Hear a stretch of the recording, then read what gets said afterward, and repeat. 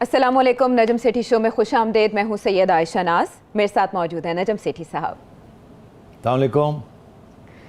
अच्छा नजम सेठी साहब, मामला तो है सहाफ़ियों को हिरासा करने का। ये कुछ अर्सा पहले जो 2 सहाफ़ियों के साथ एक वाक़या पेश आया, इस पर आपने भी इज़हार ख़याल किया था, लेकिन ये मामला चला गया किसी तौर सुप्रीम कोर्ट के रूबरू, और फिर वहाँ पर ये इंप्रेशन सामने आ रहा है जैसे 2 रुकनी बेंच बामुकाबला 5 रुकनी बेंच। सदर सुप्रीम कोर्ट बार एसोसिएशन लतीफ़ आफरीदी साहब ने भी अदालत के रूबरू ये कहा कि अदलिया में तकसीम का तासुर आ रहा है, जिस पर जो कायम मकाम चीफ जस्टिस उमर अता बंदयाल साहब, उन्होंने कहा कि ऐसा नहीं है, इख्तलाफ राय हो सकता है और आपकी आंखों की ठंडक के लिए हम इकट्ठे बैठ के भी आपको दिखा देंगे। वो रद्द कर रहे हैं इस इंप्रेशन को। लेकिन आपकी चिड़िया की खबर क्या है? आपके पास क्या मालूमात हैं? अदलिया के अंदर क्या चल रहा है और बाहर ऐसा इंप्रेशन क्यों है? देखिए, ये ख्याल करना पड़ेगा जी, तरीके से बात करनी पड़ेगी आपको बहुत ठीक है ना? मोहतात होके पर गिन के सच भी बोलना है। हाँ। और नाराज भी नहीं करना सेटल है। वे। जी, ऑनरेबल जजेस को जी, मगर हकीकत भी बयान करनी है। जी ज़रूरी। क्योंकि तकाजा यही है, लोग पूछ रहे हैं। अब बात यह है जी कि कुछ अरसे से कुछ ऐसे चीज़ें चल रही हैं अदलिया के अंदर जिससे अदलिया की कंडक्ट के ऊपर और जजमेंट्स के ऊपर दिन ब दिन ज़्यादा सवाल खड़े होने शुरू हो गए। सवाल हमेशा खड़े होते हैं, मगर आजकल के हालात के अंदर सब जबकि सियासत बड़ी कंट्रोवर्शियल हो चुकी है तो जजमेंट्स भी बड़ी कंट्रोवर्शियल हो रही हैं। मगर एक बेशतर हिस्सा है आवाम का जो कि दोनों इस्टेब्लिशमेंट और जुडिशरी, इसके ऊपर एक तनकीदी जायज़ा लिया जा रहा है और घर घर में ये बातें कुछ होनी शुरू हो गई हैं। तो एक तरफ तो ये सिलसिला है कि क्रेडिबिलिटी का मामला, दूसरी तरफ ये है कि जुडिशरी के अंदर जिस किस्म की टेंशन्स चल रही हैं जजेस में के दरमियान, वो भी अब घरों में बातें शुरू हो गई हैं। और हकीकत है, ये मैं अपने पास से नहीं बना रहा, मैं ये चाहता ही नहीं था ये मैं प्रोग्राम करूं जुडिशरी के ऊपर, बिकॉज देखिए बड़ा ज़रूरी है जुडिशरी को प्रोटेक्ट करना, मगर इसके साथ साथ हमें इंसाफ भी चाहिए। और हम चाहेंगे कि जैसे नैब बदनाम हो गई है या इस्टेब्लिशमेंट के कुछ हिस्से बदनाम हो रहे हैं, जुडिशरी ऐसे बदनाम नहीं होनी चाहिए, बिकॉज आखिर it is the last resort. आइन की जो पिलर्स है ना, उसमें से ये आखिरी है और सुप्रीम है ये। अगर यहाँ कोई गड़बड़ हो जाती है ना तो फिर इंसाफ आपको किसी सूरत में नहीं मिल सकता, ना सियासत में मिल सकता है ना किसी और चीज़ में मिल सकता है। अब ये कह के अब मैंने ये प्रीएम्बल था, ये कहना ज़रूरी था। अब बात यह है कि ये जो इशू बना कर सिंध हाई कोर्ट का चीफ जस्टिस साहब का, उसके ऊपर बिल्कुल डिवीज़न हो गई है। एक तरफ चीफ जस्टिस साहब और उनके साथी हैं सुप्रीम कोर्ट में, और दूसरी तरफ सारे बार और सारे बार्स जो हैं वो इकट्ठे हो गए हैं। सबका यही मौक़िफ़ है कि ये सीनियरिटी प्रिंसिपल जो है इसको मेंटेन करना चाहिए। हालांकि जजमेंट्स पहले ऐसी आई हैं जिसमें किसी जजमेंट में सीनियरिटी प्रिंसिपल को बरकरार रखा है और किसी पे नहीं भी रखा। और अब ये जो हो रहा है कि सीनियरिटी प्रिंसिपल को कम अहमियत दी जा रही है और फैक्टर्स को ज़्यादा दिया जा रहा है, इस पर एतराज़ आने शुरू हो गए। अच्छा, जबकि कॉम्पिटेंट जज और अच्छे जज को आप प्रमोट करके और सुप्रीम कोर्ट ले जाते हैं तो मैंने देखा है ज़्यादा ऑब्जेक्शंस नहीं आते। जब कंट्रोवर्शियल या वीक जजेस को आप उठा के ले जाते हैं, जो जिनकी मेरिट के बारे में बहुत से सवाल होते हैं, तो फिर कंट्रोवर्सी बनती है कि ये पिक एंड चूज़ हो रहा है, ये फेवरेटिज्म हो रही है, ये कोई प्रिंसिपल्स के ऊपर काम नहीं हो रहा। अब वो सूरत हाल आ गई है। सिंध हाई कोर्ट के चीफ जस्टिस को ये कहना कि आपको हम एड हॉक जज लगाते हैं, हालांकि उनकी अपनी एक्सपेक्टेशन ये है, जिसके बारे में ये सारा मामला ही शुरू हुआ था कि अगर एक एक्सपेक्टेशन है सीनियरिटी की तो उसके मुताबिक पहले फैसले होते रहे हैं इफ्तिखार चौधरी साहब के ज़माने के, जो प्रिंसिपल्स ले डाउन किए थे। तो फिर उनकी एक्सपेक्टेशन थी कि सीनियर मोस्ट कि वो सुप्रीम कोर्ट जाएंगे, मगर उनको पसंद नहीं किया जा रहा। बस सीधी सी बात है। अब कौन पसंद नहीं कर रहा ये आवाम खुद समझती है।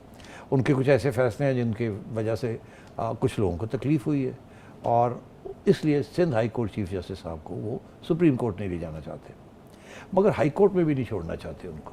Because as chief justice high court वो बहुत सी चीज़ें कर रहे हैं जो कि लोगों को पसंद नहीं आ रही, पावरफुल लोगों को। अच्छा, तो मेरा ये ख्याल है कि उसके ऊपर भी जो रवैया इख्तियार किया है चीफ जस्टिस ऑफ पाकिस्तान ने कि उनको लाना भी है और नहीं भी लाना, उधर से हटाना है मगर अंदर सुप्रीम कोर्ट के नहीं लाना। और वो खुद नहीं मान रहे कि मैंने, और ऊपर से वो खुद कह रहे हैं कि मुझे ये मंजूर नहीं है, या मुझे यहाँ छोड़ दें जी, या मुझे लेके जाएं पूरा। ये क्या बात हुई कि ना इधर का ना उधर का। ये तो यह कैसे है कि मुझे आपने गुड बॉय कॉर्नर में खड़े हो जाओ, हम देखेंगे तुम क्या करते हो, जी। फिर तुम्हें देखेंगे आगे, तलवार यहाँ रखी हुई जी। है। ऐसे तो नहीं किया जा सकता। नहीं किया जा सकता। तो मेरा ख्याल है इस वक्त बार के अंदर बहुत गुस्सा है इस चीज़ के ऊपर। अच्छा। और जैसे काजी फायज़ ईसा के केस के ऊपर, जस्टिस साहब के केस के ऊपर सारा बार इकट्ठा हो गया था, इस वक्त भी मुझे ऐसे लग रहा है कि बार इकट्ठा हो रहा है इस मौजू के ऊपर भी। ठीक है, लेकिन इधर इस मामले में क्या हुआ? अब इस मामले में आइए। हाँ। ये बैकग्राउंड थी। इस मामले में ये हुआ कि आपको पता ही है, असतूर जी। पहले, उससे पहले 2-3 और सहाफ़ी, मतीउल्लाह जान साहब के साथ डिसअपेरेंस हो गई, जी। अब असतूर के साथ ज़्यादती हुई जी। और आमिर मीर हैं। हाँ, आमिर मीर हैं जी। और इमरान शफकत हैं। इमरान शफकत हैं और भी बहुत से बहुत कुछ से हुए। नाम हैं। कुछ लोग तो छोड़ के चले गए मुल्क जी। से। अब इनका ये मौक़िफ़ था कि इंक्वायरी होनी चाहिए। गवर्नमेंट ने कोई इंक्वायरी वारी की नहीं कि हमारे साथ हुआ क्या था। तो अब और कोई रास्ता नहीं रहा था, तो अब्दुल क़य्यूम सिद्दीकी साहब जो कि जियो के कोर्ट रिपोर्टर हैं और उनकी बड़ी हैसियत है, बड़े रिस्पेक्टेड कोर्ट रिपोर्टर है, बड़ी एक्यूरेट रिपोर्टिंग करते हैं, सीनियर रिपोर्टर, और उनकी बड़ी इज्जत है अपने प्रोफेशन में भी और अदालतों में भी। बड़े ऑब्जेक्टिव के साथ उन्होंने बनाई वो 20 नुकात, जिसमें वो और असतूर उसमें उन्होंने अपना नाम लिखे। हो सकता है एक आधा और भी नाम हो, मेरे पास है पिटिशन। और वो उन्होंने कोशिश की कि वो रजिस्ट्रार एक्सेप्ट कर ले, मगर वहाँ उनको कुछ दुश्वारी आई।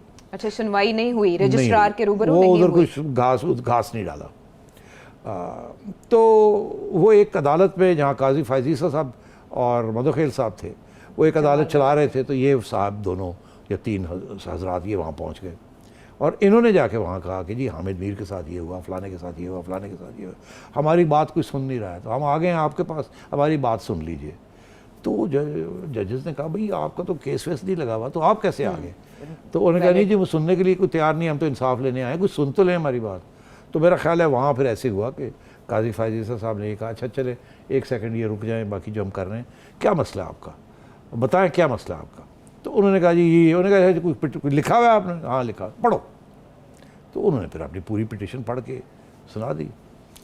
काजी साहब मुतासर हो गए कि यार ये तो बड़े वज़न वाले इस पर पॉइंट्स लिखे गए हैं कि मीडिया के साथ हो क्या रहा है। तो उन्होंने कहा नहीं ये बात सही है, इसको एक्शन लेना पड़ेगा, देखना पड़ेगा। तो हम फिर इसको अब सुओ मोटो केस बना देते हैं और उस केस में फिर हम नोटिस इशू कर देते हैं FIA को और अटॉर्नी जनरल को और पैमरा को, इधर उधर जो सब इन्वॉल्व थे उनको हम नोटिस इशू करें, आइए बताइए ये क्या कह रहे हैं ये लोग। क्योंकि सहाफ़त को प्रोटेक्ट करना, मीडिया की फ्रीडम को प्रोटेक्ट करना बड़ी अहम है। उन्होंने ये पैग लेके उन्होंने कहा जी मैं नोटिस इशू कर दूँ और 26 तारीख को आप आ जाए। अच्छा। सारे आ जाए, मैं सबको पूछूंगा क्या हो रहा है। अच्छा। ज़ाहिर है सहाफ़ी बड़े खुश थे कि यार हमारी बात सुन ली गई, अब बात बनेगी। मगर ये क्या पता था कि रातों रात कहीं और भी कोई मीटिंग्स हो गई कि ये क्या हो रहा है, ये तो एक नया पेंडोरास बॉक्स खुलने वाला है।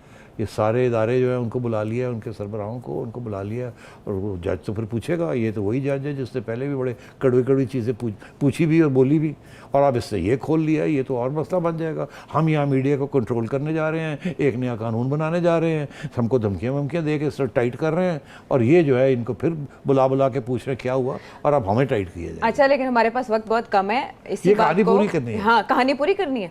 अच्छा, कहानी आप पूरे जरूर करें, लेकिन आउट ऑफ द वे जाके भी तो रिपोर्ट नहीं ना किया जा सकता चीज़ों को, कि जिस तरह से आप मुकदमे की समात रेलेवेंट नहीं है, आप उसमें चले जाते हैं, जंजीरें अदल वहाँ हिला देते हैं। ये आयशा ऐसे नहीं होता। हाँ। ये जज साहब जो बैठे होते हैं ना, उनके पास बड़े पावर्स होते हैं। जैसे सुओ मोटो का तो मतलब ही है कि किसी चीज़ को किसी वक्त वो देख सकते हैं। अच्छा, कायम मकाम चीफ जस्टिस, और पहले भी ऐसे होता रहा है कि लोग कुछ उन जो चीफ जस्टिस थे जिन्होंने सुओ मोटो लिया, अदालतों के अंदर ही लोग उनको कहते थे ये मसला बना, ये बना, अच्छा बुला लो। अच्छा, वो चीफ जस्टिस होते थे। हाँ, मगर आइए ना, मुझे आने देना वहाँ। जी कहिए। अब बात ये है कि कितना टाइम है अभी हमारे पास 3-4 मिनट। लेट मी फिनिश, ये बड़ी इंपॉर्टेंट स्टोरी है। Okay, please continue. तो फिर ये हुआ कि जज साहब ने बुला लिया सबको, लोग अपसेट हो गए कि अब तो और भी गड़बड़ होने जा रही है।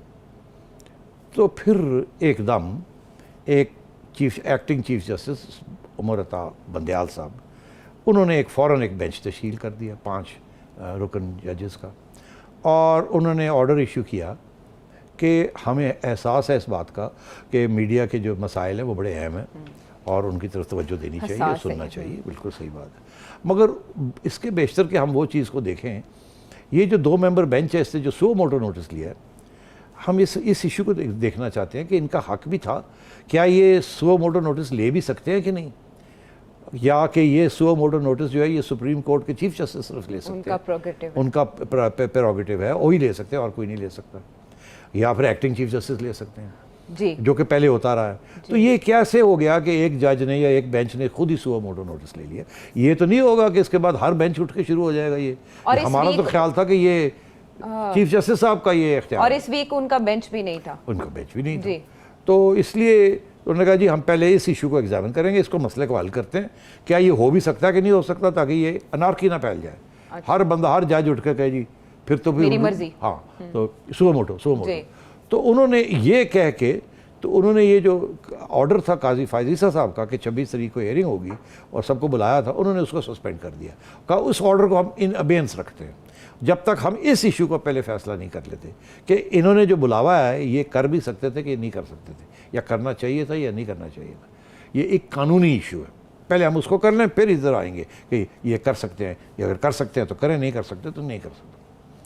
तो मेरा ख्याल है यहाँ आके अब बात खड़ी हुई, जिसकी वजह से कुछ उन्होंने लफ्ज़ ऐसे इस्तेमाल किए हैं वहाँ कि हमने री इन ऑर्डर, मतलब है कि ये जो ऑर्डर था उसको उन्होंने डिस्क्राइब ऐसे किया है कि इन री ऑर्डर हम एक नए ऑर्डर को पास कर रहे हैं कि काजी साहब का ऑर्डर इन री ऑर्डर। अब मैंने लोगों को पूछा ये इन री ऑर्डर क्या है, उन्होंने कहा जी हमें भी पहली दफ़ा हमने सुना है। अब मैं यही गैस कर सकता हूँ कि इन री ऑर्डर का मतलब ये है in reference to the order of Qazi Faez Isa and जज साहब, हम ये नया कार्रवाई शुरू कर रहे हैं इन रेफरेंस टू दैट। अच्छा। मेरा तो ये ख्याल है इसका, ये उसका ज़िम्नी यानी ये हो जाएगा। हाँ। इसमें हम एक्सप्लेन करेंगे कि तरीक़ाकार क्या है। तो अब उन्होंने उसको सस्पेंड कर दिया या इनबेंस कर दिया, और अब वो ये इशू को लेके बैठेंगे, कब बैठेंगे, कैसे बैठेंगे, कितनी देर लगाएंगे, क्या होगा क्या नहीं होगा। ये हो सकता है कि ये फैसला आ जाए 5 जज का कि जी आप नहीं कर सकते ये, अगर आप नहीं कर सकते तो फिर ये जो पिटिशन है जी ये तो फिर ख़त्म होगी ना जी। फिर तो या चीफ जस्टिस इसका नोटिस लें, अगर वो नहीं लेंगे तो गई फिर, और रजिस्ट्रार अगर ना सुने तो तब भी कुछ नहीं।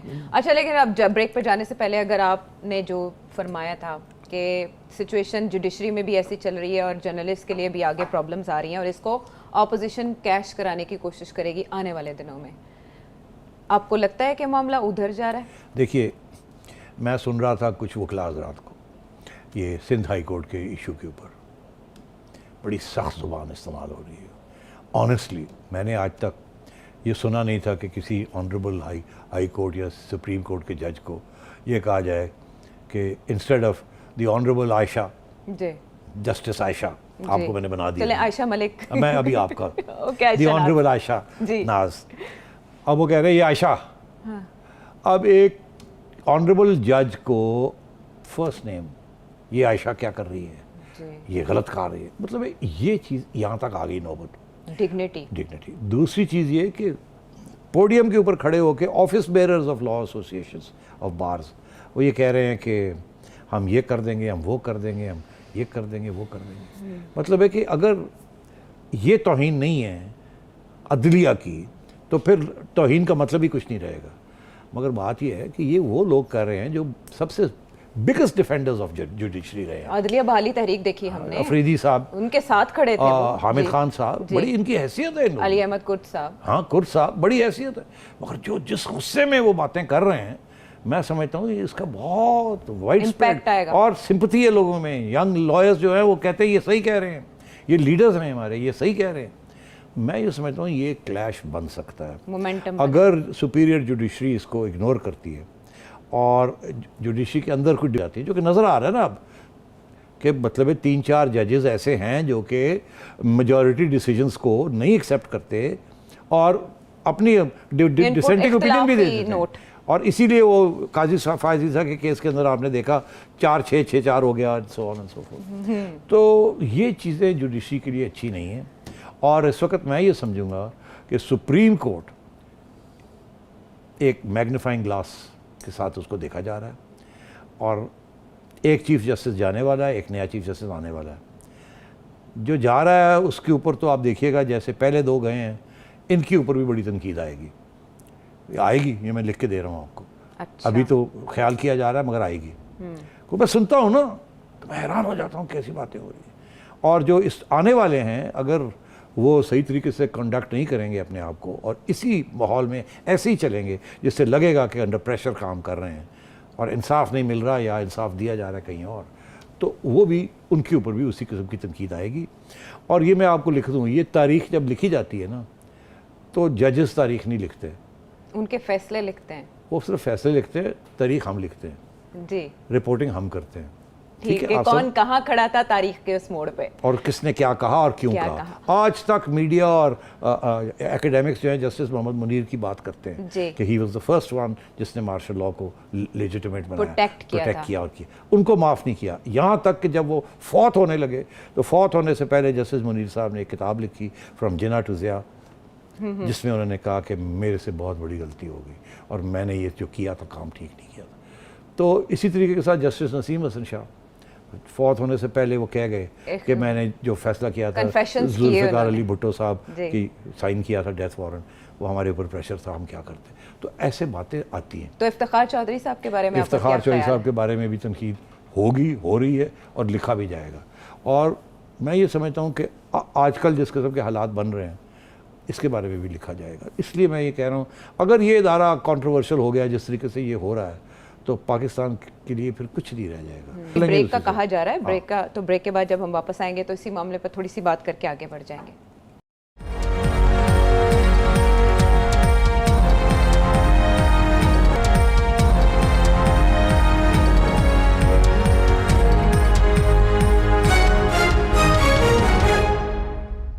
Welcome back to the show. इससे पहले कि हम बात करें अपोजिशन को कहाँ कहाँ से जिला मिल सकती है, एक क्वेश्चन है, पहले वो सुन लेते हैं। मेरा नाम हाफिज़ मोहम्मद उस्मान है, फैसलाबाद से बिलोंग करता हूँ मैं। मेरा एक सवाल है जी, सवाल ये है कि आजकल गवर्नमेंट जो है वो ये कानून चेंज कर रही है कुछ सहाफ़ियों के बारे में कि ये जो गलत ख़बरें देते हैं या न्यूज़ चैनल जो है इनके ऊपर कुछ जुर्माने आयद होंगे या कि इनको पनिशमेंट होगी, सज़ाएँ होंगी उन गलत रिपोर्टिंग की वजह से। तो इस पर सहाफ़ियों को बड़ी तकलीफ़ हो रही है। तो आया कि ये गवर्नमेंट जो काम कर रही है ये सही नहीं है, गलत रिपोर्टिंग नहीं करनी चाहिए, इसमें कौन सी कोई बुराई है। तो ये ज़रा इस बारे में थोड़ा सा आप ज़रा बताएं हमें कि आया कि ये गवर्नमेंट का इक़दाम किस हद तक ठीक है और जो सहाफ़ी कर रहे हैं वो ठीक कर रहे हैं या गलत कर रहे हैं। जाली खबरें नहीं देनी चाहिए, प्राइवेट लाइफ में इंटरफेयर नहीं करना चाहिए, ये एतराज़ात हैं। लेकिन अपोजिशन की तरफ आते हैं पहले। तो क्या आप पहले मैं डिस्कस कर लूँ कि अपोजिशन, ओके देखिए ये विल डिस्कस दिस, ठीक है। तो अपोजिशन इस वक्त सोच रही है किसी तरीके के साथ मीडिया और बार को साथ लेके एक मूवमेंट बनाया जाए हुकूमत के ख़िलाफ़। अब डिसग्रंटलमेंट, बेचैनी मीडिया में भी नज़र आ रही है आपको और बार में भी नज़र आ रही है और ये बढ़ रही है, कम नहीं हो रही। देखना ये चाहिए एक चीज़ बढ़ती है या कम होती है। अगर कम हो जाए तो इग्नोर करें, अगर वो बढ़ रही है तो फिर ख्याल करें कि ये किसी स्टेज पे इतनी ना बढ़ जाए कि मसला ही ना गले पड़ जाए। अच्छा, अब सूरत हाल ये है कि ऑपोजिशन ढूंढ रही है, वो खुद तो PDM नहीं बनी जो हमारा ख्याल था बनेगी। अब उनको देख रहे हैं कि यहाँ बेचैनी है और उन्हें याद है कि एक लॉयर्स मूवमेंट भी चला था जिसको लोग समझते थे कि बहुत बड़ा इनकलाब आ गया। इनकलाब तो नहीं था, वो तो हमें बाद में पता चला, मगर कम से कम मुशर्रफ की छुट्टी हो गई जी, ऐसे ही था ना। और गवर्नमेंट की भी कोशिशें नाकाम हुई थी, तब बाबर अवान साहब ने जितनी एफर्ट्स की थी दबाने के लिए कुछ भी नहीं बना जी। तो अब ये है कि अगर ये चीज़ मीडिया वाली और जो बार्स के अंदर जो बेचैनी है, गुस्सा भी है, अगर इसको रोका ना गया, इसको न्यूट्रलाइज ना किया गया तो किसी स्टेज पे भी ये मीडिया, ये जो पॉलिटिकल पार्टीज़ हैं ये रब्ता करेंगी उनके साथ, शायद ऑलरेडी रब्ता कर रही हों कि आप भी हमारी ज्वाइन करें, हम आपकी जो कॉज है उसको हम डिफेंड आगे करते लेकर हैं। चलेंगे। अब आपने देखा ये जो कानून आ रहे हैं मीडिया के ख़िलाफ़, अपोजिशन ने बोलना शुरू कर दिया मीडिया के हक़ में, कल को वो फिर बार के हक़ में बोलना शुरू कर देंगे और जुडिशरी के ख़िलाफ़ कि ये जजमेंट ठीक नहीं, ये नहीं।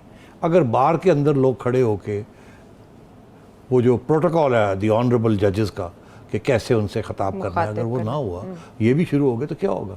जेलों में डालेंगे? नहीं डाल सकते ना। आप कंटेम्प्ट करेंगे तो एक को जेल में डालेंगे तो 10 और खड़े हो जाएंगे वहाँ। ऐसा ही हुआ था माजी में भी। तो इसलिए ये सोचना भी नहीं चाहिए कि इसको पकड़ के इसको ज़ुबान बंद करें। एक ही बंद करेंगे फिर देखिएगा क्या होता है। उनको भी पता है जो ज़ुबान इस्तेमाल कर रहे हैं, तो ये चीज़ बड़ी ख़तरनाक बन सकती है इस हुकूमत के लिए, इस जुडिशरी के लिए और इस इस्टेब्लिशमेंट के लिए। बस इससे ज़्यादा मैं नहीं कहना चाहूँगा। मुझे पता है कि सियासी जमातों की ये ख्वाहिश है कि किसी तरीके से लावा पके कि मिलाया जाए और किया जाए। अब आइए वो सवाल जो मीडिया वाला जी। तो जवाब उसका ये है जी कि गवर्नमेंट ने एक कानून बनाया, हमें नहीं दिखाया। तजावीज़ हैं कानून उससे की। बड़ी लंबी चौड़ी तजावीज़ है। हम कहते हैं हमें दिखाएं, हम उससे बैठ के डिस्कस करें, वो हमें दिखाते नहीं हैं और दुनिया को ये कहते हैं कि हमने दिखा दिया। अच्छा। हम कहते हैं हमें पूरा ड्राफ्ट दिखाएं, फिर कहते हैं हमने दिखा दिया है। हम कहते हैं ये ड्राफ्ट है, कहते हैं नहीं ये तो नहीं है, ये तो नहीं है। भाई फिर कौन सा है वो अभी तक मुझे नहीं पता अभी तक। ऑनेस्टली मैं ढूंढ रहा हूँ कि भाई क्या है ये ड्राफ्ट। वो अधूरा सा कुछ चीज़ मिल जाती है, मगर जब मैं पूछता हूँ कि ये गवर्नमेंट कहती है, उन्होंने नहीं ये भी पता नहीं, ये तो हमने कहा नहीं। पहली बात ये तो ये एक ड्रामा हो रहा है। दूसरी चीज़ ये कहा ये जा रहा है, अब फवाद चौधरी साहब कहते हैं कि यहाँ 7-8 मुख्तलिफ कानून हैं जो कि कोई इधर जा रहा है, कोई इधर जा रहा है, कोई ओवरलैप कर रहा है। हम सबको ख़त्म करके एक कानून बनाएंगे, एक अथॉरिटी बनाएंगे, एक कानून बनाएंगे। मुझे उससे कोई इतराज़ नहीं है, अच्छी बात है। रैशनलाइज करना अच्छी बात होती है। मुख्तलिफ कानून, मुख्तलिफ अथॉरिटीज़, बड़े लोग इधर बैठे हुए हैं, उधर बैठे हुए हैं, इधर बैठे हुए हैं, सारे मुख्तलिफ चीज़ें कर रहे हैं और at the end of the day इधर से आप जाते हैं, इधर जाते हैं। बेहतर है एक ही कानून हो, अच्छी बात है, उससे मुझे प्रॉब्लम नहीं। मुझे प्रॉब्लम ये है कि उसके अंदर है क्या। अच्छा, ये इतना कॉम्प्रिहेंसिव लॉ बना रहे हैं जो कि पहले पुराने ज़माने में तो प्रिंट मीडिया ही था, फिर इलेक्ट्रॉनिक आ गया, अब डिजिटल आ गया, उसके अलावा सोशल मीडिया भी बन गया। तो ये एक कानून इतना वसी पैमाने पे बना रहे हैं जिसमें एक झटके के साथ जिसको चाहे जो मर्ज़ी कर ले। अच्छा, अब हम कहते हैं यार ये क्या है, ये इसका माने क्या है, ये क्या होगा। नहीं कोई नहीं। फिर आहिस्ता से पता चलता है जी यहाँ तो 25 करोड़ की आपको फाइन भी हो सकता है। कोई कहता है 2.5 करोड़ है, कोई कहता है 25 करोड़ 25 करोड़ ही सुना है। चौधरी साहब भी कुछ कभी 250 मिलियन की बात करते हैं, 250 मिलियन तो 25 करोड़ बन जाता है। जितना कोई दे दे उतना काफी। तो ये बताओ तुम मेरे प्रोग्राम पे आके कुछ कह देती हो तो मैं तो गया ना, मेरे में तो 25 करोड़ का डर लग गई ना। और फिर आइंदा केयरफुल हो गया। नहीं आइंदा क्या, वो तो फिर मैं कहूँगा मेरे पास पैसे नहीं हो गए, बंद हो गया। हाँ। अब ऊपर से कहते हैं जी कि अगर हम आपको नोटिस देते हैं कि आपने कुछ काम गलत किया है और आप उसका डिफेंस के लिए फिर आपको आना पड़ता है, तो पता है आपको इन्होंने किया कि हमारा फैसला फाइनल है, हाई कोर्ट में भी आप नहीं जा सकते, सुप्रीम कोर्ट ही जाएंगे आप। हाँ, सुप्रीम कोर्ट जा सकते हैं। मगर सुप्रीम कोर्ट जाने से पहले 2 और कदम हैं हुकूमत के अंदर, एक ट्राइब्यूनल है, एक ट्राइब्यूनल के ऊपर है जी। मतलब है आपको फंसा के रखना है, ना चलने देना है तो ना चलाना है। तो आप सुप्रीम कोर्ट तो उस वक्त जाएंगे ना जब यहाँ से फारग हो जाएंगे, 5 साल तो आपको यहीं घुमाएंगे ना, खिड़की लगा के तो आप रखेंगे। फारग। तो मीडिया के मुलाजमीन की जो बात करें, तनख्वाहें नहीं मिलती। अच्छा, वो बिल्कुल अच्छी बात है, वो तो ऑलरेडी एक वेज बोर्ड है, एक इदारा है। अगर उसको रैशनलाइज करना है तो कोई इशू नहीं है, कर दें उसको रैशनलाइज। हम तो समझते हैं कि हम मीडिया फ्रीडम जो है वो एक्चुअली मालकान का इतना फ्रीडम नहीं होता जितना वर्किंग जर्नलिस्ट का फ्रीडम होता है जी। तो अच्छी बात है, हम तो कहेंगे करें आप, मगर उसके अंदर भी क्लैरिटी होनी चाहिए ताकि सबको डिफेंस मिले। जो वहाँ पहले जो इदारे बने हुए हैं, जो वहाँ डिफेंस मिलती थी, यहाँ भी डिफेंस मिलनी चाहिए। मगर सबसे जो ख़तरनाक बात यह है कि इन्हें इस बात का एहसास हो गया कि अब मीडिया प्रिंट से हट के इलेक्ट्रॉनिक और इलेक्ट्रॉनिक से हट के डिजिटल, और डिजिटल में सोशल मीडिया बहुत बड़े। यहाँ there are 50 million social media users. तो वो कैसे कंट्रोल करना है? वो ऐसे ही है कि जिसको चाहे टक करें और बंद कर दें। और हर साल जो भी सोशल मीडिया के ऊपर कुछ करते हैं, कुछ चैनल्स हैं या यूट्यूब या हर साल NOC लें आप। अगर NOC नहीं मिलेगा तो आप चला नहीं सकते। और NOC ना करने के तो 100 तरीके हैं। आपने कहा जी मेरा NOC है, मैंने पैसे जमा करा दिए, मुझे दे दें, आपको नहीं मिलता, आप क्या कर लेंगे? आप बैठे हुए अभी आ रहा है, आपके ख़तों के जवाब नहीं आ रहे, ना हाँ करते हैं ना करते हैं, और आप 6 महीने में उड़ जाते हैं, फारग हो जाते हैं। अच्छा, लेकिन तो हम ये प्रोटेस्ट कर रहे हैं जी कि हमें इनकॉल किया जाए। मगर जाते जाते मैं ये कह दूँ कि इन्होंने किया क्या है। सबसे बड़ी फेक न्यूज़ जो है वो गवर्नमेंट करती है हमेशा। गवर्नमेंट का एक प्रोपेगेंडा सेल होता है, इसीलिए मिनिस्ट्री ऑफ इन्फॉर्मेशन है। पुराने ज़माने में तो पैसे भी बड़े होते थे, खिलाते पिलाते थे। अब वो पैसे वैसे ख़त्म हो गए हैं, अब वो धमकियों के ज़रिए काम चलाते हैं। ये काम नौकरी से छुट्टी करा देते हैं। हाँ, ठीक है, ये काम करता है तरीका। हाँ, ये अपने बेहतर तरीका है ना, कोई पैसे भी नहीं खर्च होते। तो अब आइए आप कि इन्होंने अब क्या किया है कि इन्होंने एक जाली Pakistan federal union of journalist की एक मीटिंग बुला के उनके साथ बातचीत कर ली और कहा जी हमने इनको बता दिया, इन्होंने ओके कर दिया। पता ये चला कि ये भी फेक न्यूज़ है, क्योंकि जिनको बुलाया वो PFUJ के है ही नहीं। अच्छा। अपने पास से घड़ लिया PFUJ, वो PFG वाले रोते हैं कि जी हमें तो बुलाया ही नहीं। और भी 7-8 ऑर्गेनाइजेशन हैं जिनको दावत जानी चाहिए ताकि वो आके बैठ के मशावरत करें। नहीं, उनको बुलाया नहीं, एक जाली ऑर्गेनाइजेशन बना के उससे मोहर लगवा ली और अब कह दिया हमने कंसल्टेशन कर ली। अच्छा। तो सबसे बड़ी fake news is government always. ये गवर्नमेंट नहीं, हर गवर्नमेंट ये करती है, हर जैसे गवर्नमेंट स्पिन करती है, हर गवर्नमेंट ड्रामे करती है, याद है आपको? यू टर्न्स करती है और जी। अपने आप को बचाने की कोशिश करती है। पर्सनल अटैक्स पे आप क्या कहेंगे? सहाफ़ी पर्सनल अटैक क्यों करते हैं और ये करने चाहिए या नहीं? यहाँ होते हैं पर्सनल अटैक्स, खातून अव्वल पे होते हैं, या उधर यूके में हम देख रहे हैं नवाज शरीफ साहब की एक नमासे की शादी के मौके पर, निकाह के मौके पर क्या हुआ? अच्छा आयशा, ऐसे है, दो किस्म की कानून होते हैं, या आइन में भी हैं, हमारे भी और दुनिया के जो डेमोक्रेटिक मुल्क है वहाँ भी ऐसे है। एक है कानून जो आपकी प्राइवेट लाइफ को प्रोटेक्ट करता है, एक है वो कानून जो आपकी पब्लिक लाइफ को एक्सपोज करता है। अच्छा। एक प्राइवेट लाइफ को प्रोटेक्ट करता है, अच्छा। दूसरा पब्लिक लाइफ को एक्सपोज करता है। ठीक है। वहाँ कानून पब्लिक लाइफ के बारे में ये है कि अगर आप ऑफिशियल हैं, पब्लिक ऑफिसर हैं, होल्डर है, पब्लिक ऑफिस होल्डर नहीं, पब्लिक तो भाई आप एडमिनिस्ट्रेटर भी हो सकते हैं, आवाम से मुतालिक आपका काम है। हाँ, तो you are a public official, आप उनके नौकर हैं। आप you are a public official, ठीक है। आपने अकाउंटेबल होना है आवाम के आगे।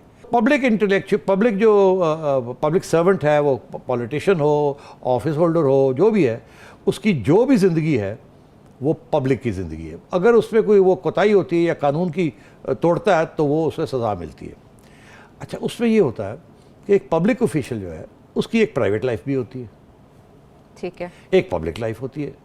ठीक है, अगर एक साहब है वो डीसी हैं तो एक डीसी की हैसियत में वो पब्लिक, और DC as a husband and a family man वो प्राइवेट लाइफ है। मगर बाहर उन्होंने ये कानून बनाया है कि पब्लिक ऑफिशियल्स जो है उनकी प्राइवेट लाइफ भी जो है वो भी अकाउंटेबल है। अगर प्राइवेट लाइफ में भी पब्लिक ऑफिशियल्स कानून तोड़ते हैं तो सज़ा होगी उनकी। तो मीडिया को इजाज़त है कि पब्लिक लोग, जो लोग पब्लिक हैं, उनकी प्राइवेट लाइफ और पब्लिक लाइफ दोनों को एग्जामिन करें। अगर प्राइवेट लाइफ में वो कोई कानून तोड़ रहे हैं उसका भी जुर्म, वो भी जुर्म है। जैसे बिल क्लिंटन साहब की मिसाल जैसे है, बिल क्लिंटन, मैं एग्जाम्पल देता हूँ आपको। जी। अमेरिका के अंदर, यूके के अंदर, वेस्टर्न सोसाइटी के अंदर एडल्ट्री, उसको कानून उसको नहीं आउटलॉ नहीं करता। कानून कहता आप कर लें मगर ये आपकी प्राइवेट है। ठीक, मगर होता क्या है, कानून तो सज़ा नहीं देता आपको एक्स्ट्रा मैरिटल सेक्स की, वहाँ तो है, कानून नहीं सज़ा देता। मगर अगर पब्लिक ऑफिस होल्डर पकड़ा जाए एडल्ट्री करते तो उसको रिज़ाइन करना पड़ जाता है, क्योंकि मॉरल ग्राउंड्स हैं, हैं, कानून में नहीं लिखा। मगर मोरालिटी का जो, सोसाइटी का जो मॉरल है, अखलाकियात, और फिर यहाँ सादिक और अमीन भी, उसके बेसिस के ऊपर उसको फिर छुट्टी करा देते हैं या वो रिज़ाइन करना। ठीक है। अब यहाँ क्या सूरत हाल है? हाँ, रनिंग शॉर्ट ऑफ टाइम यहाँ पे भी। यहाँ पब्लिक तो मानते हैं लोग कि जी पब्लिक को तो आप पब्लिक हैं तो पब्लिक में जो आप चोरी करते हैं, ये करते हैं, वो करते। मगर यहाँ एक मौक़िफ़ ये है कि आप अगर पब्लिक के भी लोग हैं, आप प्राइम मिनिस्टर हैं, प्रेसिडेंट हैं, तो आपकी जो ज़ाती ज़िंदगी है ना वो बाहर नहीं आनी चाहिए। अच्छा। ये भी कि अगर आप कानून भी तोड़ रहे हैं ज़ाती ज़िंदगी में, वो भी छुपा के रखना चाहिए। ये तो तजाद हो गया फिर, अब ये प्रॉब्लम बन जाता है। अच्छा। तो उसमें अगर आपकी फैमिली लाइफ के अंदर कोई ऐसी चीज़ है जो कानून के ख़िलाफ़ है तो फिर उसको एक्सपोज करना मीडिया का हक बनता है। और ये हक दिलवाएंगे? ये हक वो देना नहीं चाहते। अच्छा। अभी एक बहुत बड़े हमारे सियासतदान हैं, लीडर हैं, उनको एक सहाफ़ी ने पूछा कि आपने ये भी किया है अच्छा। अपनी प्राइवेट लाइफ में, तो अब तो आप पब्लिक इंटरव्यू तो माने आपने गलत काम किया है। तो उन्होंने आगे से जवाब दिया, नहीं आप ना मुझे पूछें, ये अल्लाह ताला और मेरे दरमियान है। अगर ऐसे ही है तो फिर कौन सी बात है जो अल्लाह ताला और आपके बंदे के दरमियान नहीं है? अच्छा, ये तो मेरा ये मौक़िफ़ है कि पब्लिक लाइफ में जो लोग हैं उनकी प्राइवेट लाइफ में अगर वो कोई कानून तोड़ते हैं, ठीक है, तो वो व्यूअर है। अगर आप ये जिम्मेदारी लेते हैं कि अवाम से आपका कनेक्शन रहेगा तो फिर अवाम को भी मौका दें कि वो आपका एहतसाब हर सूरत कर सके, प्राइवेट लाइफ एंड पब्लिक, दोनों तरफ आपका एहतसाब किया जा सके। एग्जांपल देता हूं, ओहदा चल के आपके एक पास पब्लिक नहीं आता, आप जाते पब्लिक का होते यहाँ शख्स है, वो जाके एक्स्ट्रा मैरिटल सेक्स करता है। ठीक है, इस मुल्क में वो इलीगल है, यूरोप में नहीं है, राइट, इस मुल्क में। बट आपने उसको बड़ा क्लियर बता दिया कि वहां पर लीगल होने के बावजूद वो उसको पूछा। हाँ, आप कहते हैं कि जी मत पूछिए, ये मेरी प्राइवेट लाइफ है। हालांकि यहाँ का कानून कहता है कि घर में बैठ के भी शराब नहीं पी सकते, ये तो तजाद हो गया ना, और आप अडल्ट्री भी नहीं कर सकते, ये कानून के खिलाफ है, तजाद हो गया। तो इसलिए अगर आप ये कहें कि कानून के खिलाफ तो है मगर मेरी प्राइवेट लाइफ है, आप ना पूछें, तो हम पूछेंगे। ठीक है, ज़ाहिर हो बातें नेक होना चाहिए इन अ वे। इसी से जुड़ा एक और बात, अहम सवाल है, आने वाले प्रोग्राम्स में सिटी साहब से ज़रूर जानेंगे कि जहाँ जहाँ कंट्रोल मीडिया है फिर वहाँ पर मामलात कैसे और यहाँ पर ऐसे क्यों। ब्रेक के बाद वापस आते हैं।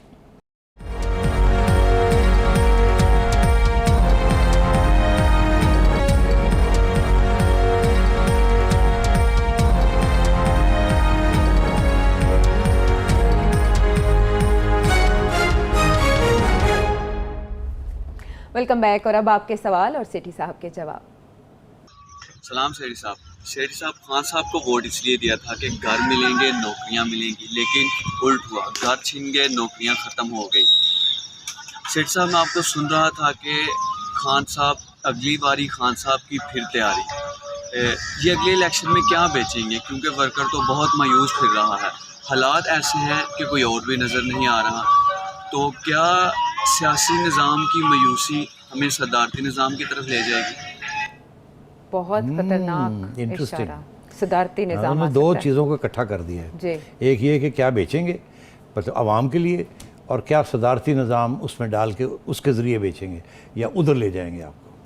अच्छा देखिए जी, बात ये है कि इमरान खान साहब आप देख रहे हैं कि वो फीते काट रहे हैं और बड़े डेवलपमेंट बजट्स की अनाउंसमेंट्स हो रही हैं, प्रोजेक्ट्स अनाउंस हो रहे हैं। ऐसे लग रहा है कि एकदम हरकत में आ गए, कराची जा रहे हैं, हम ये कर बना देंगे, वो बना देंगे, ये कर देंगे। हर रोज़ तस्वीर लगी हुई होती है, रिबन काट रहे हैं, कर्टन कर रहे हैं, कोई डैम, कोई दरख्त लगा रहे हैं। तो लोग ये समझते हैं कि ये कुछ तैयारी हो रही है किसी चीज़ के लिए। मैंने अपने पिछले प्रोग्राम में ये हवाला दिया था कि मेरी इत्तला के मुताबिक ये एक किस्म की ये बना रहे हैं, एक पूरा प्रोपेगेंडा शीट जिसे कहते हैं, कि सब मिनिस्टर्स जो हैं, मिनिस्ट्री ऑफ इंफॉर्मेशन, ये सोशल मीडिया कैंपेन चलाई जाए कि कितना कुछ किया है इमरान खान की 3 साल की हुकूमत में, और ताकि लोगों को ये जो इम्प्रेशन है ना कि यहाँ तो काम ही कुछ नहीं हुआ और बड़ी बैड एडमिनिस्ट्रेशन है, सिवाय महंगाई की और हमें मिला क्या है, उसको नेगेटिव ख़त्म करने के लिए कोई पॉजिटिव चीज़ें जो हैं उसको दोहराया जाए। आइडिया ये है कि एक बात को, एक झूठ को जितनी दफ़ा आप 10 दफ़ा कहेंगे तो शायद 2 लोग यकीन कर लें, 20 दफ़ा कहेंगे तो 4 और यकीन कर लेंगे, 100 दफ़ा एक झूठ को कहेंगे गोएबल्स याद करवा दिया आपने। हाँ बिल्कुल, ये प्रोपेगेंडा का ये असूल है कि रिपीट करें। ये बाय द वे एडवर्टाइजिंग का भी यही है, यही ट्रिक है। यही ट्रिक, एक ही ऐड को चलाते रहें ताकि वो बैठ जाए, इतना झूठ बोलो कि सच लगने लगे। तो अब बात ये है कि ये प्रोपेगेंडा पूरा अब तैयार हो रहा है और ये होगा। इसका ये मतलब है कि ये एक्सपेक्ट कर रहे हैं कि इलेक्शन 2 साल के बाद नहीं होगी, जल्दी होगी। अगर जल्दी ना होती तो ये पैसे करते जाते जो अभी कर रहे हैं, ये अगले साल इलेक्शन से 1 साल पहले ही हरकतें करते हैं, पैसे बांटते हैं, प्रोजेक्ट्स शुरू करते हैं वगैरह वगैरह। इन्होंने अब शुरू कर दिया। इससे लोग ये कह रहे हैं कि शायद अगले साल इलेक्शन। क्यों? अगर आराम से बैठे हुए हैं खान साहब तो वो व्हाट्स द पॉइंट, बैठे हुए हैं, सिलेक्टर्स ने बैठाया हुआ है, प्रोटेक्ट किया हुआ है, तो क्या प्रॉब्लम है, बैठे रहे। 2023 में देखा जाएगा, फिर उस वक्त आप शुरू कर लीजिएगा। अब लोग ये कहते हैं कि इसके पीछे भी कोई साजिश है। वो क्या? अब थोड़ा सेंसिटिव इशू है, तो वो ये कि शायद खान साहब समझते हैं कि इससे बेहतर ये है कि अगले साल इलेक्शन हो जाए। उसकी 2 वजूहत हैं। एक ये कि जी वो जब 23 में होगी तो शायद उस वक्त कोई ऐसा चीफ जस्टिस ना आके बैठा हो जो हमारी करतूतें हैं उसको सवाल जवाब शुरू कर दे और हमें रोक दे कुछ काम करने से। आप समझ ही जाएंगे मेरा इशारा किस तरफ है। समझदार है वहाँ। हाँ। वो दूसरी चीज़ ये है कि इस साल वो कुछ एक्सटेंशंस की बात भी हो, तो वो उससे अवॉइड करेंगे, उसको अवॉइड कर लिया जाए, उससे पहले ही कुछ और कर लिया जाए। अब आप आइए, आपको बेचेंगे क्या? अभी यही झूठ बेचेंगे ना। मैं अभी कह रहा था कि वो एक मीडिया के खिलाफ एक पूरा झूठ शुरू कर दिया है। अच्छे खासे लोग समझते हैं हाँ यार ये मीडिया जो है झूठ बड़ा बोलता है, इनको तो टाइट करें थोड़ा सा। अच्छा, अब मीडिया झूठ तो बोलता है मगर बात ये उतना झूठ नहीं बोलता जितनी हुकूमत झूठ बोलती है। या आजकल तो और भी बड़े लोग झूठ बोल रहे हैं। तो ये तो सारे माहौल का, माशरे का ही हमारा प्रॉब्लम है कि छोटा मोटा सियासी निज़ाम नाकाम हुआ तो क्या सदारती निज़ाम आ सकता? तो अब बात आई आपके सदारती निज़ाम वाली कि ये बेचेंगे तो कुछ नहीं मगर सदारती निज़ाम। अगर अगली इलेक्शन इन्होंने जीत ली 2/3 मेजॉरिटी के साथ, तो ये खान साहब बड़े तंग आए हुए हैं कि यार ये पार्लियामेंट में जाके बातें करनी पड़ती है। अभी लोग गिनते हैं कि मैं 9 दफ़ा गया हूँ 3 साल में। एक वो बात है, हाँ मुझे नहीं जाना, फिर मुझे चॉइस होनी चाहिए, मैं जिसको मर्जी चाहूँ बना लूँ, लगा दूँ। ये क्या बात हुई कि जी इतने मिनिस्टर्स जो हैं वो MNAs होने चाहिए? ये सारे MNAs नामकूल फजूल लोग हैं, इनको पढ़ाई लिखाई है कोई नहीं, मुझे मजबूरी है मेरी, इनको लाना पड़ा। I don't want them. मैं चाहूँगा कि नजम सेठी को लाया जाए, आयशा को लाया जाए, वाह और मुझे राइट होनी चाहिए। मुँह मीठा कर रहे हैं आप। तो वो सदारती निज़ाम में एक तो ये है कि कोई पाबंदी नहीं है पार्लियामेंट की तरफ से इस किस्म की। दूसरी चीज़ ये है जो कि मैं समझता हूँ प्रॉब्लमेटिक है, ये तो अच्छी बात है, ऐसी कोई बात नहीं है, क्योंकि हमारी पार्लियामेंट्स बड़ी कमज़ोर हैं, कानून साजी भी ठीक नहीं कर सकती। मगर चलें, वो तो एक आइन के मुताबिक है, कानून साजी हो भी जाती है, अच्छी भी होती है, ऐसी नहीं कि हर चीज़ बुरी होती है। अच्छे कानून बने, इतनी ज़बरदस्त आइन बनी हुई है, तो ये पार्लियामेंटेरियंस नहीं बनाई है ना, प्रोफेशनल्स को साथ लेके। मगर उसमें एक और चीज़ होती है, ये वन यूनिट हो जाता है। प्रेसिडेंशियल सिस्टम में आप एक शख्स को इलेक्ट करते हैं और वो शख्स आप हिटलर भी इलेक्ट कर सकते हैं, इमरान खान भी कर सकते हैं, नवाज शरीफ भी कर सकते हैं। मगर अगर रिगिंग हो रही है, अगर रिगिंग हो रही है, अगर सिलेक्टर्स बैठे हैं ये क्या है? तो फिर ईवीएम्स भी चल रही हैं, हैं जी, और सॉफ्टवेयर भी बन रहे हैं और 2/3 मेजॉरिटी भी आ जाती मिल रही है। माजी में तो भी फिर वो मिलती जो रही है, चाहे, शायद ऐसे ही मिलती रही है, तो फिर जो चाहे वो कर लेंगे, जो चाहे आपका हुस्न करिश्मा सास करे। जवाब इसमें मिल गया। बहरहाल अगर आप मजीद सवाल पूछना चाहते हैं अपने वीडियो मैसेज के जरिए हमें भेजिए, नंबर आपके सामने स्क्रीन पर है। फीडबैक दीजिए। अगले प्रोग्राम तक के लिए अल्लाह ने के बाद।